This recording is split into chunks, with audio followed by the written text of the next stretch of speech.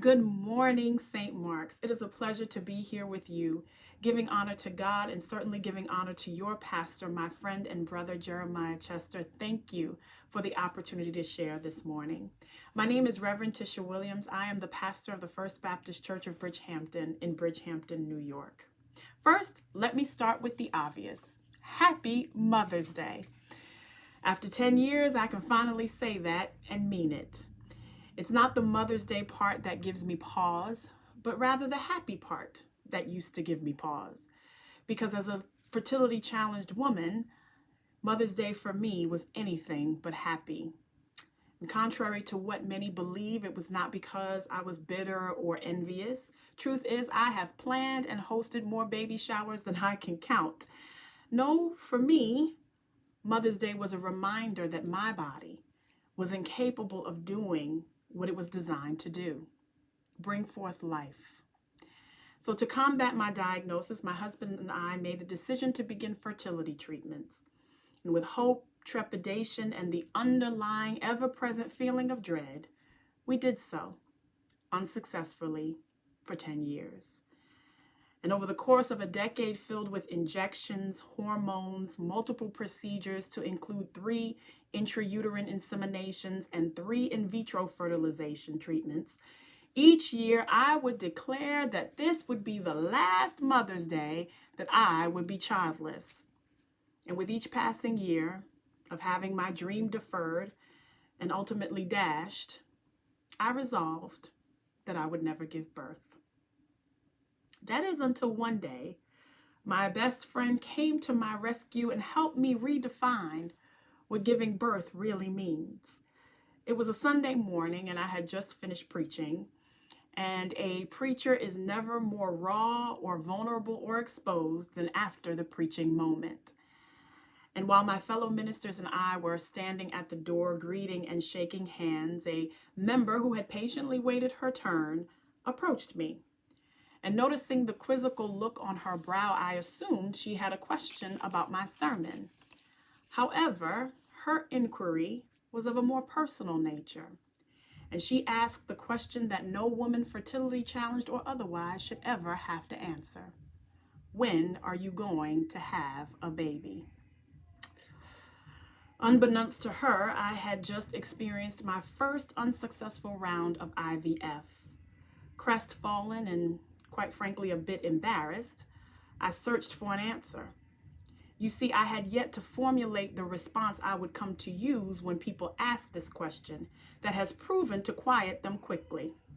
When God says so.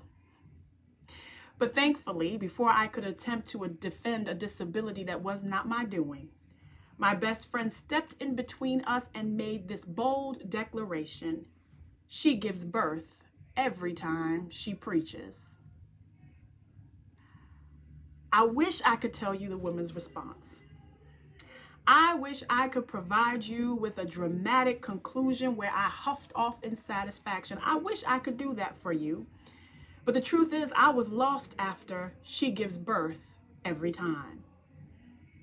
This statement had never been associated with me. And it was in that moment that I realized I may never give birth in the traditional sense, but I do give birth.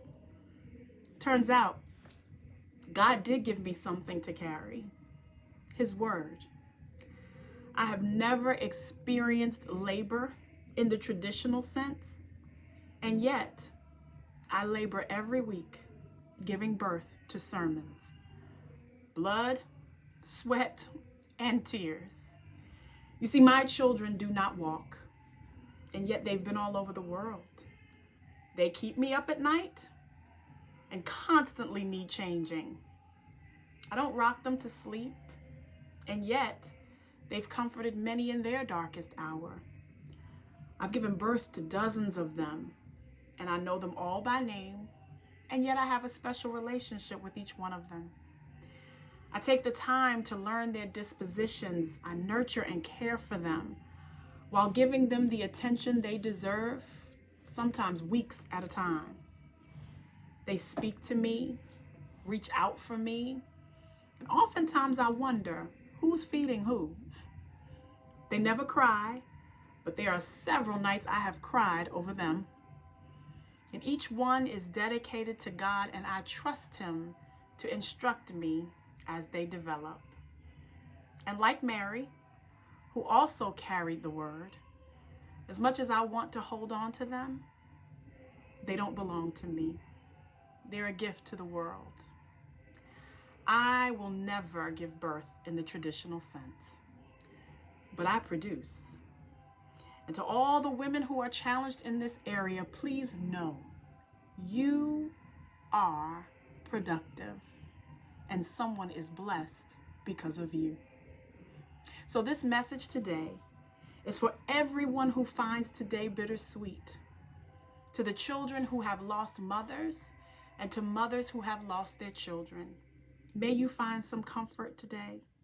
I pray that God will send His angels to minister to you as you grieve and remember your loved one and the special bond that only mother and child can share. To women who desire to be mothers and are challenged in this area, and to the women who've experienced the joy of pregnancy only to have it end too soon, I pray that God will bring you comfort today and the desire of your heart according to His will in the future. On days like today, when feelings of loss, anger, doubt, inadequacy, and confusion are especially acute, I pray that God will fill you with the peace that defies all understanding. However, until your peace is realized, let me remind you that you are valuable. You are important to your family. You are the answer to someone's prayers. You are loved. You are not to blame. You cannot be replaced. You are not less than. You are sufficient, and so is God's grace. To each of you I wish Hannah's hope, Sarah's sarcasm, to laugh in the midst of it all, Elizabeth's enlightenment, and Mary's miracle. God bless you all.